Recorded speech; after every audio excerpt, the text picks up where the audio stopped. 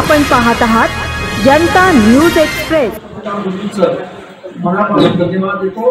आज थोड्या मोठ्या संख्येने आलेला या महाराष्ट्रामध्ये आपण पाहिलं असेल 1.5 वर्ष आरक्षणाच्या अख्खा महाराष्ट्र घडून निघालेला आहे आणि सध्याच्या परिस्थितीमध्ये मराठा वर्सेस ओबीसी असं गावागावामध्ये वाद निर्माण झालेले आहे आणि त्याचबरोबर सध्या जो सुप्रीम कोर्टाने जजमेंट दिलेला आहे की एससी या कॅटेगरीमध्ये करण्यात यावं।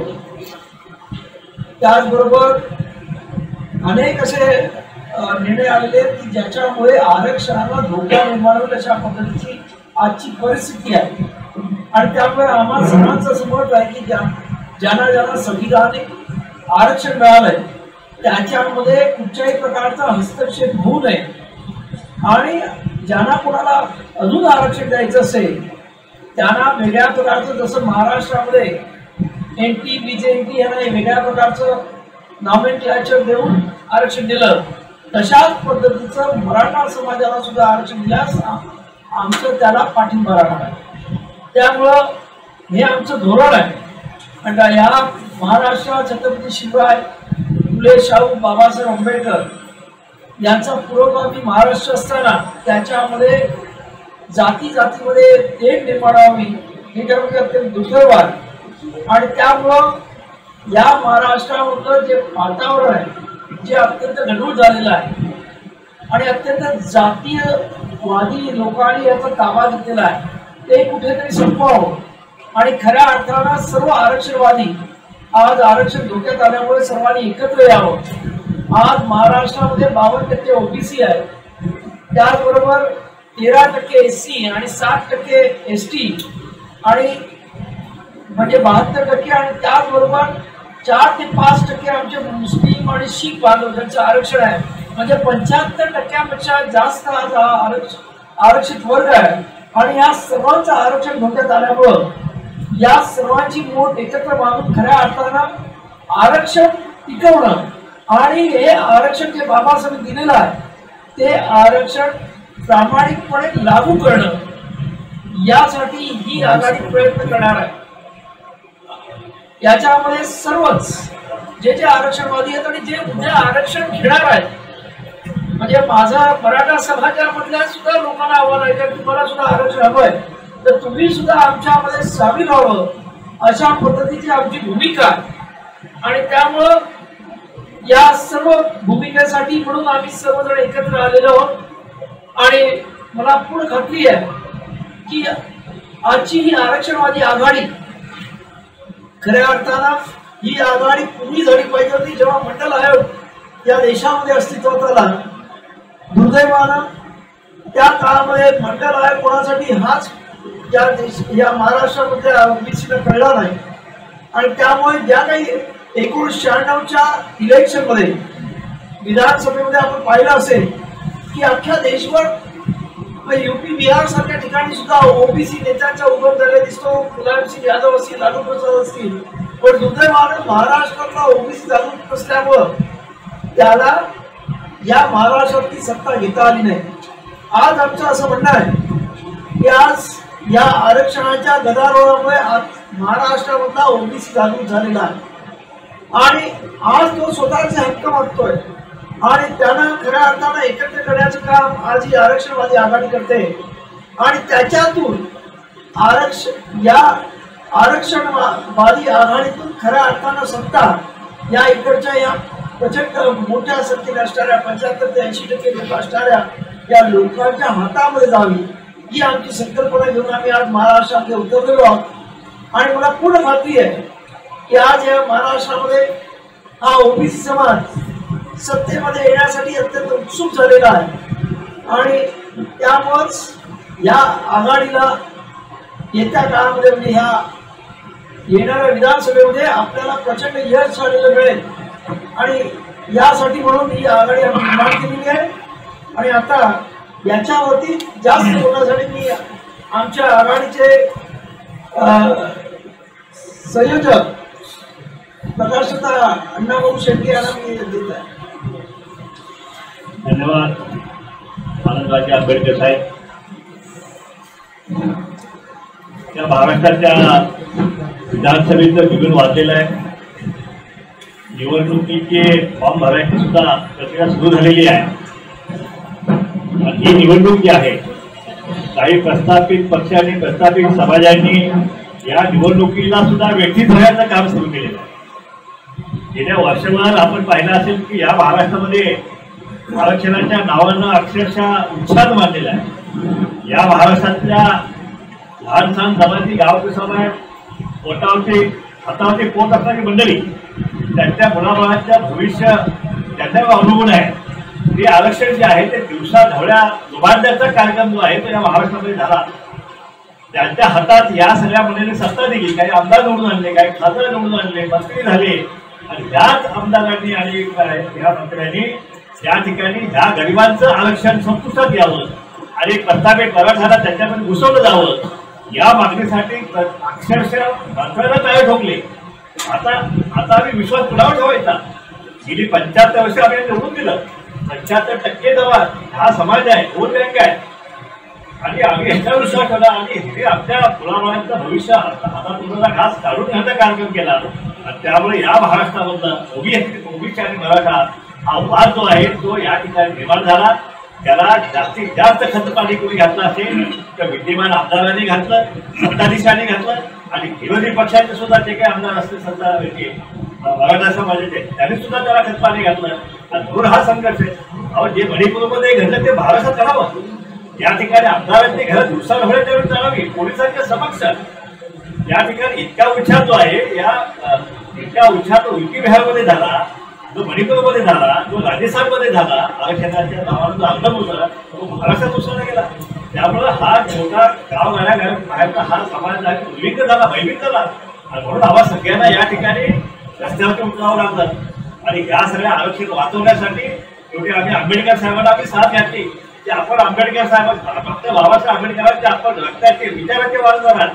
त्यामुळं आपण आमच्यासोबत येणं अतिशय महत्वाचं आहे. हे आरक्षण शेवटी हे वाचवायचं आपल्याला. याच्यामध्ये आपण बघितलं असेल गेल्या 2-3 वर्षामध्ये हे आरक्षण फक्त ओबीसी संपवलेलं नाही, ओबीसीचं राजकीय आरक्षण तर संपवलेलंच आहे, पण दलित समाजाचं आरक्षण सुद्धा जे आहे प्रमोशनमधलं आरक्षण काढून टाकलेलं आहे. या ठिकाणी कंत्राटी भरती चालू केलेली आहे, त्या माध्यमातून आरक्षण संपवायचं चालू केलेलं आहे. अनेक जे आहेत खाजगीकरण चालू केलेलं आहे. हे शासनाचे जे उपक्रम आहेत त्याचं खाजगीकरण करायचं आणि त्याच्यामध्ये हे आरक्षण संपवून टाकायचं. हाही उपक्रम जो आहे या राज्यामध्ये देशामध्ये सुरू आहे. त्यामुळे ह्या मागासवर्गीयांचं आरक्षण जे आहे ते खऱ्यातनं वाचवायचं असेल तर जे कोणी आरक्षणवादी पक्ष असतील, नेते असतील त्या सगळ्यांनी एकत्रित येऊन हा लढा या महाराष्ट्रामध्ये नव्हे देशामध्ये हा लढा उभा केला पाहिजे. तरच या मागासवर्गीयांचं आरक्षण जे आहे त्याचं संरक्षण होईल. ते संरक्षण करण्यासाठी आज आम्ही सगळे पक्षाचे सगळे नेते मंडळी ज्यांचं आरक्षणवादी काही दलित समाजातील असेल, काही ओबीसी चळवळीतील असेल, काही भाटक्याबाबत चळवळीत असेल, काही मुस्लिम समाजात चळवळीत काम करणारे नेते मंडळी आहेत त्या सगळ्या नेते मंडळी येऊन ही आज आरक्षणवादी आघाडी त्या ठिकाणी आपण केलेली आहे. या आघाडीच्या माध्यमातून येणारी विधानसभा जी आहे त्या ठिकाणी ताकदीनुसार लढली जाईल. 288 मतदारसंघामध्ये जे आहेत आमचे सगळे कार्यकर्ते जे आहेत ते नेत्यानं त्या ठिकाणी लढतील आणि 75% लोकसंख्या आमच्या बाजूला आहे. आमच्या खिशात पैसा नाही आहे पण आमच्या भोटामध्ये त्या पैशापेक्षा 1000 कोटीची ताकद असलेली वोट बँक जी आहे मत देण्याची जी ताकद आहे ती आमची ताकद यावेळी दिसून दिसेल. आता यावेळी सत्ता परिवर्तन केल्याशिवाय आम्ही स्वस्त बसणार नाही. या महाराष्ट्रातील धनगर केली माळी साळी पट्टी कुमार होणार बौद्ध मुस्लिम ही मुलं जी आहेत ही तुम्हाला आता विधानसभेत गेलेली दिसतील आणि मंत्री आमदार सुद्धा जे आहेत ही मागासवर्गीयांचीच मुलं त्या ठिकाणी आता झालेली आपल्याला दिसतील. आम्हाला हे सुरू करायचं नव्हतं पण शेवटी आम्हाला या महाराष्ट्रामध्ये मान सन्मान जगायचं असेल तर आम्हाला शेवटी एकत्रितपणे आम्हाला ही लढाई जी आम्हाला सुरू करावी लागली. ते जर आम्ही रस्त्यावर उतरला नसतो तर गावागावामध्ये आपली ही जी गाव समाजाची ही गरीब समाज मंडळी आहेत या जीणं मुश्किल केलं असतं. आणि म्हणून ही आघाडी प्रत्येक मागासवर्गीय ओबीसी असेल, दलित असेल, भटकेमुक्त असेल, आडूचा मुलुचा प्रत्येकाच्या आरक्षणाचं संरक्षण केल्याशिवाय आम्ही आता स्वस्त बसणार नाही. ही आरक्षणाची लढाई जी आहे ही आता मतपेटीतून या महाराष्ट्रामध्ये सुरू झाली दिसेल. येणारी निवडणूक विकासाच्या मुद्द्यावर नक्कीच लढली जाणार नाही. येणारी निवडणूक जातीय समीकरणावरती लढली जाणार आहे. आणि म्हणून या ठिकाणी जरांगे उघडपणे आवाहन करताय की आम्ही ह्याला पाडू, आम्ही त्याला पाडू, आम्ही ह्याला पाडू. आणि कुणाला पाडायचं काय करायचं हे आता हे आरक्षण ठरवणार आहे. कारण संख्येनं आम्ही 75% आहोत. या ठिकाणी प्रस्थापित किती टक्के महाराष्ट्रामध्ये आहे? फक्त आम्ही एकत्रित आलो नव्हतो, त्याच्यामुळे तुमचं फावलेलं आहे. म्हणून या महाराष्ट्राच्या या खजिन्यावरती आमचा अधिकार आहे. तो आम्ही कुठल्याही वेळी हिसकावून घेतल्याशिवाय या निवडणुकीमध्ये आम्ही स्वस्थ बसणार नाही. आमचा कॉमन मिनिमम प्रोग्राम जो आहे तो सुद्धा आम्ही या ठिकाणी आम्ही तयार केलेला आहे. मी माने साहेबांना विनंती करेन की आपण आपला कॉमन मिनिमम प्रोग्राम जो आहे तो या ठिकाणी आपण स्पर्धकांना आपण सांगावं. धन्यवाद. दो साथियों ने मराठी में आघाड़ी की भूमिका आप लोगों के सामने रखी है, उसके बारे में विस्तृत प्रेस नोट है जो आपको सर्कुलेट की चुकी है. अगर किसी को नहीं मिली है तो जाते समय हमारे जो कार्यकर्ता हैं वो सबको एक एक कॉपी दे दें. उसके साथ इस आघाड़ी का 15 पॉइंट प्रोग्राम है. इस 15 पॉइंट की भी डिटेल एक सूची आपको जाते टाइम मिल जाएगी, साथियों के हाथ में है. हमारे दो नेताओं ने इस आघाड़ी का मकसद आप लोगों को बताया. आप अच्छी तरह से जानते हैं कि महायुति और महाविकास आघाड़ी ये दोनों पावर पॉलिटिक्स के अलावा कुछ नहीं कर रहे हैं. इनको सिर्फ सत्ता के लिए संघर्ष करना आता है, लेकिन सत्ता किस लिए, इसका जवाब उनके पास नहीं है. और इसका जवाब देने के लिए आरक्षण आधारित आघाड़ी, इसका निर्माण महाराष्ट्र में पहली बार हुआ है, जो एक संवैधानिक नीति है. लेकिन संविधान की दुहाई देने वाले संविधान का मंदिर बनाने में लगे हैं. देश भर मंदिर बनाना चाहते हैं. संविधान को लागू करने की बात नहीं है, मंदिर बनाने की बात है. और महाविकास आघाड़ी संविधान रक्षा के नाम पे वोट बटोरने का काम कर रही है. अगर ये वोट बटोरने के काम करने के बजाय संविधानिक आरक्षण नीति को लागू करती तो शायद महाराष्ट्र में एक बैलेंस ग्रोथ होती, एक समतोल विकास का नजारा नजर आता. लेकिन महाराष्ट्र की जो स्टेटस को इस प्रस्तावित बड़ी बड़ी पार्टियां, उन्होंने इसकी तरफ ध्यान नहीं दिया. 30 अभी सितंबर को एकनाथ शिंदे सरकार ने SC/ST का वर्गीकरण का GR निकाला. जाते जाते इतने GR निकाले कि शायद सरकार को भी GR मालूम नहीं होता. शायद वो चुनाव आयोग के कड़ी सख्ती रवैये के कारण कई सारे निर्णय वापस होंगे, लेकिन उससे सरकार की नीतियां स्पष्ट हो गई. SC/ST का विभाजन करो, OBC का विभाजन करो, मुस्लिम को पसमानदा और फॉरवर्ड नाम के बांटकर संघ राजनीति को मजबूत करो. इसका खुलकर विरोध करने के लिए ये हमारी आरक्षण आघाड़ी इस चुनाव में स्पष्ट भूमिका के साथ महाराष्ट्र के जनता के सामने एक रचनात्मक कार्यक्रम लेके आएगी.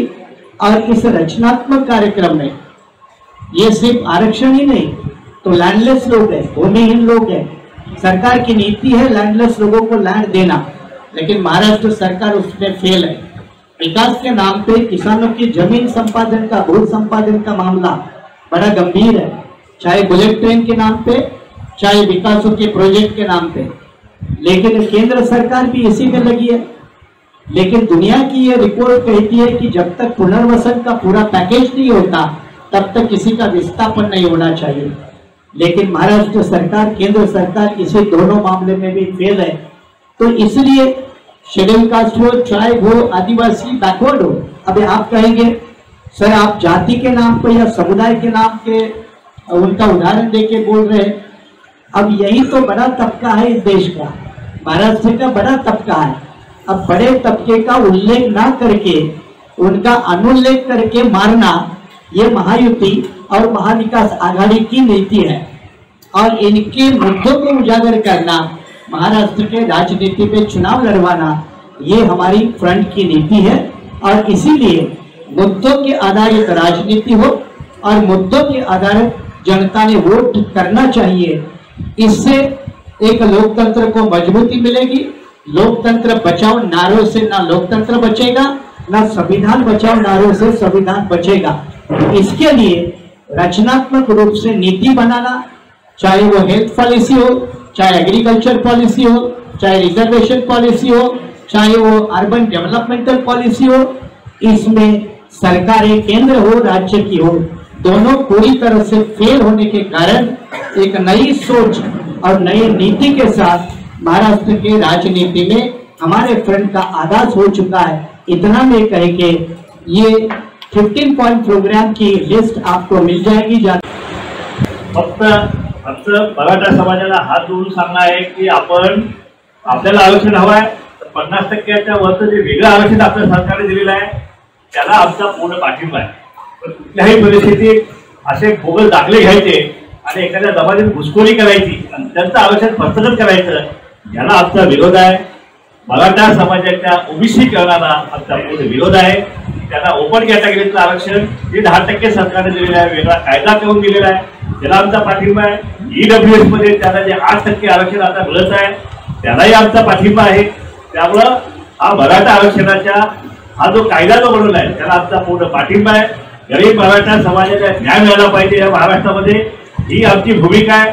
त्याला आमचा मुळीच विरोध नाही। आम्ही सत्ता आल्यानंतर गरीब मराठ्यांची गरिबी जी आहे ती आम्ही दूर केल्याशिवाय आम्ही स्वस्थ बसणार नाही, ही आमची मराठा आरक्षणाची आमची भीती आहे। तर या इथे मराठा समाज म्हणतो आम्ही 30% आहे, ओबीसी म्हणतो आम्ही 52% आहोत, ते 82% झाल्यावर शेड्यूल कास्ट 13%, एसटी 7%, म्हणजे ते 102% नंतर इतर राहिलेले गेले कुठे? त्यामुळे आमचं म्हणणं आहे की या महाराष्ट्रात पहिल्यांदा जातनिहाय जनगणना झाली पाहिजे, जेणेकरून त्यानुसार मग या सर्व आरक्षणाचा विचार करता येईल। यशस्वी झाला म्हणून काही राजकारण थांबत नाही, नव्यानं पुन्हा उभारणी करायची असते। मी माझ्या स्वतःच्या पक्षाची असेल या आघाडीची असेल, आपण पुन्हा एकदा नव्या पद्धतीने मांडणी करत आहोत आणि पॉलिटिकल एक्सपेरिमेंट हा सातत्यपूर्ण राजकारणाचा भाग आहे, त्याच्यात कधी फुल स्टॉप नसतो आणि त्यामुळे वैयक्तिक पक्ष असेल किंवा आघाडी असेल या प्रयोगातून नवीन मांडणी करण्याचा प्रामाणिक प्रयत्न।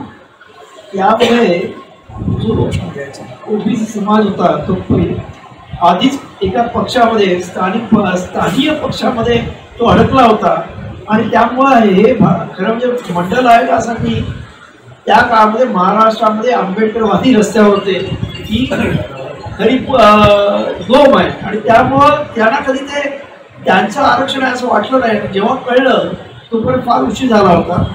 आत्ता खरं तर परत एकदा तो जाणून झाला, म्हणून मला असं म्हणायचं आहे की UP बिहारमध्ये जे त्यावेळेस घडलं ते आज महाराष्ट्रात घडून पाहत आरक्षण बरे त्याला तुम्ही प्रश्न विचारला, कारण ते खरं म्हणजे सुरुवातीला सांगायला हवं होतं।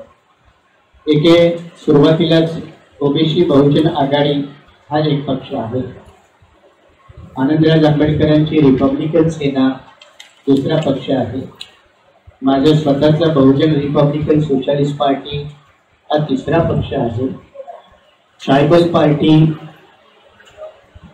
पार्टी ऑफ इंडिया ज्याचे राजस्थानमध्ये एक खासदार आणि 4 आमदार आहेत तो याच्यातला एक पक्ष आहे, पीस पार्टी याच्यामधला एक पक्ष आहे, जनहित लोकशाही पार्टी हाही याच्यामध्ये पक्ष आहे, इंडियन नॅशनल लीग जो केरळमध्ये सत्ताधारी एक मंत्री आहे त्याचा एक पक्ष आहे, रिपब्लिकन एकीकरण समिती ही संपूर्ण महाराष्ट्रभरमध्ये आहे आणि त्याच्यामध्ये अनेक रिपब्लिकन पक्षाचे समूह आहे, तो आहे आपल्या समोर, ओबीसी एनटी पार्टी संजय कोकरे हे याच्यामध्ये आहे, फिरोज मासूलदार या ठिकाणी आहेत, मुस्लिम सेवा संघ ही त्यांची संघटना आहे।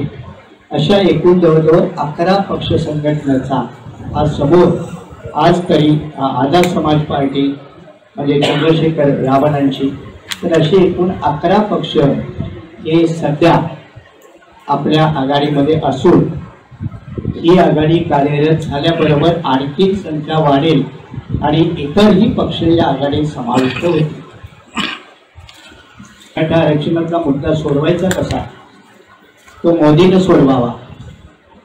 त्याचं उत्तर असं आहे, तो मोदींनी सोडवावा. आणि मोदींनी सोडवा असं मी का म्हणतो, तर आज मोदी सत्तेत आहेत, आम्ही सत्तेत नाही. जे आहे त्यांनी सोडवायचं असतो आणि ते सोडवण्याची त्यांच्याकडे नियत नाही. हे सगळ्या मराठा समाजाला कळावं आणि जरांगेलाही कळावं. मी जेव्हा म्हणालो मोदीने सोडवावा, तर आरक्षणाला सध्या सुप्रीम कोर्टाच्या निर्णयामुळे 50% मर्यादा आहे. 50% मर्यादेचा जो लिमिट आहे तो पार्लमेंटनं घटना संशोधन करून हटवावा आणि मराठ्यांची सोय करावी. त्यामुळे हे बीजेपीच्या हातात आहे, पण बीजेपी ही करत नाही असा थेट आरोप करण्याची ऐपत आणि ताकद ना महाविकास आघाडीच्या नेत्यामध्ये आहे, उद्धव ठाकरेंच्या मध्ये आहे, किंवा शरद पवारांच्या मध्ये आहे, किंवा आणखी कोणामध्ये आहे. ही नसल्यामुळं हे दोन्ही आघाड्या मराठा आरक्षणाचा फुटबॉल करून महाराष्ट्राला आरक्षणाच्या ज्वालामुखीवरती उभं करत आहेत. ही शोकांती आम्ही जास्त लढवू शकत नाही. जागांचा फॉर्म्युला जेव्हा या आघाडीमध्ये 4-5 प्रमुख सामाजिक घटक आहेत, एक ओबीसी मोठा घटक आहे, एससी मोठा घटक आहे, एसटी मोठा घटक आहे आणि डीटीएनटी बीजेएनटी हा एक समाज घटक आहे. त्यांना त्या समाज घटकातून जेवढे सहभागी होतील त्यांना योग्य प्रतिनिधित्व दिलं जाईल. आणि मग मायनॉरिटीमध्ये मुस्लिम, ज्या मुस्लिम समाजाला गेल्या लोकसभेमध्ये महाविकास आघाडीने 48 जागामध्ये 1 सीट दिली नाही आणि देशातल्या 4 राज्यामध्ये भारतीय जनता पार्टीनं 1 जागा दिली नाही, तर त्या मुस्लिम समुदायाला देखील प्रचंड प्रतिनिधित्व या आघाडीत राहील. याचाच अर्थ आमची घोषणा आहे, जिसकी जितनी संख्या भारी उतनी उसकी हिस्सेदार. पासूनची आमची भूमिका आहे. आपल्याला ठाऊक आहे, महाराष्ट्रामध्ये जे काँग्रेसच्या नादाला लागले ते आमच्या आघाडीत येणार नाहीत, जे बीजेपीच्या सोबत आहेत ते आमच्या आघाडीत येणार नाहीत आणि आम्ही त्यांना घेणार नाही. जे बीजेपी काँग्रेसला अप्रत्यक्षरित्या मदत करतात त्यांची आम्ही मदत घेत नाही, त्यांना मदत देत नाही. स्वतंत्र महाराष्ट्रामध्ये फुले शाहू आंबेडकरी राजकारण, परिवर्तनाचं राजकारण उभं राहावं, ही देखील आमची ठोस अशी भूमिका आहे. तुम्ही विचारला आमचा रोग कोणाकडे आहे, तो पत्रकारांनी गाळलेल्या जागा भराव्या.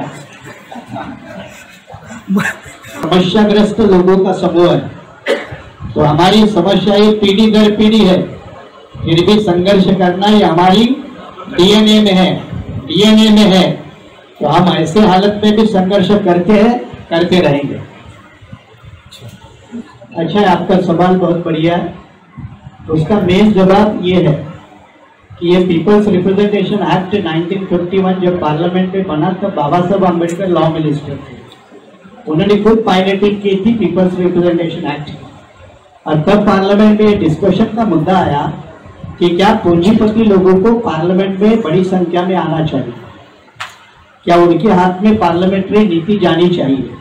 तो बाबा साहब का जवाब ये था कि पार्लियामेंट्री डेमोक्रेसी में सबको अपने आप को रिप्रेजेंट करने का अधिकार है, पूंजीपति क्लास को भी है, लेकिन किसी भी हालत में देश की पार्लियामेंट ये पूंजीपति वर्ग के हाथ में नहीं जानी चाहिए. ये बाबा साहब की बात अगर आप याद रखेंगे, और आज वर्तमान केंद्र सरकार की नीति, खास करके आर्थिक नीति, इसको जब आप देखेंगे तो आज केंद्र सरकार में बैठे हुए 2 लोग बेचते हैं, 2 लोग खरीदते हैं.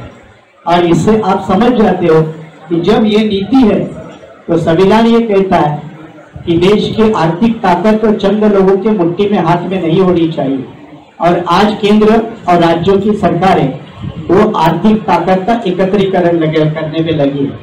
इसीलिए जल जमीन जंगल का मुद्दा है कि जमीन उद्योगपति के लिए चाहिए, विकास के नाम पे चाहिए, खेती मिटाने चाहिए.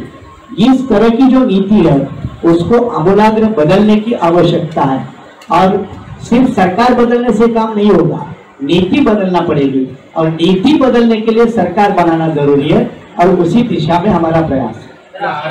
ये आपने एक पॉइंट जो पढ़ा उसने हमारे कुछ पॉइंट हाईलाइट किया आपने, इसलिए मैं शुक्रिया आपका अदा करता हूँ. लेकिन जो दूसरा पॉइंट आपने सवाल पूछा कि युवा बहन साथियों के लिए क्या है, तो इसी एजेंडे में 15 पॉइंट प्रोग्राम में एक मुद्दा है कि देश या राज्य के टोटल बजट में से 10% बजट 10% ये शिक्षा के लिए, रोजगार निर्मित के लिए और हेल्थ सेक्टर के लिए, और ये तीनों के लिए 10% बजट देना चाहिए। सरकार आज क्या कर रही है? एजुकेशन नॉन प्रोडक्टिव सेक्टर मान रही है, एम्प्लॉयमेंट प्राइवेट प्लेयर के हाथ में दे रही है, हेल्थ सेक्टर प्राइवेट प्लेयर के हाथ में दे रही है। तो इसका नुकसान जो है वो समाज का निचला तबका भुगतता है, ऊपर वाले तबके को इससे फर्क नहीं पड़ता। और इसीलिए बजट से प्रावधान से शुरू हो और योग्य नीति के साथ उसका अमल हो, ये भी हमारी धारणा है। माने साहेब आपल्या आघाडी आता जेव्हा महायुती हिंमत करत नाही मुख्यमंत्री सांगायची आणि महाविकास आघाडी पण मुख्यमंत्री कोण सांगायची हिंमत करत नाही, तर आम्ही इथे बसलेले सगळे मुख्यमंत्री आहोत असं आमच्या वतीने तुम्ही करा, पुन्हा विरुद्ध करायचा हे आता आम्हाला कळतं, त्यामुळे तो मुद्दा नाही। वेरी गुड, बहुत अच्छा सवाल है और मैं आपका शुक्रिया अदा करता हूँ। पत्रकारों के लिए एक प्रेस काउंसिल ऑफ इंडिया की गाइडलाइन है और उसके लिए एक रिपोर्ट है। वो रिपोर्ट आज तक सरकार ने किसी ने लागू नहीं की, किसी ने लागू नहीं की। ये पत्रकारिता ये अभी भी विदाउट प्रोविडेंट फंड और पेंशन वाला विदाउट ये जॉब है। मैं उदाहरण के तौर पे कहता हूँ, जैसे किसान या खेतिहर मजदूर उम्र 65 साल के बाद उसको पेंशन मिलनी चाहिए, वैसे पत्रकारों को भी 65 साल की उम्र के बाद पेंशन मिलनी चाहिए। वो एक मुद्दा मैं आपके सामने रख रहा हूँ। जब आप claim forward, we need a fundamentally, drastically change in the national policy of agriculture, national policy of industry, national policy of education, and national policy in economy. We need a drastically change, and when we say drastically change, it means if you take the figures given by several reports, global reports, like a hunger index. Now, if you take a hunger index, our PM proudly says that my government is providing free food to 80 crore people of this country. Now, this is called as a dependency. Instead of providing a free food to 80 crore, you provide them employment, gainful employment, and therefore we need a drastic policy change, and therefore we have to change the rulers. Wishing you all the best. Let's Thank see. you. अचूक बातम्या, निपक्षपाती विचार, अन्यायाविरुद्ध वाचा फोडणारे परखड विचारांचे सार्वभौम दैनिक प्रजासत्ताक जनता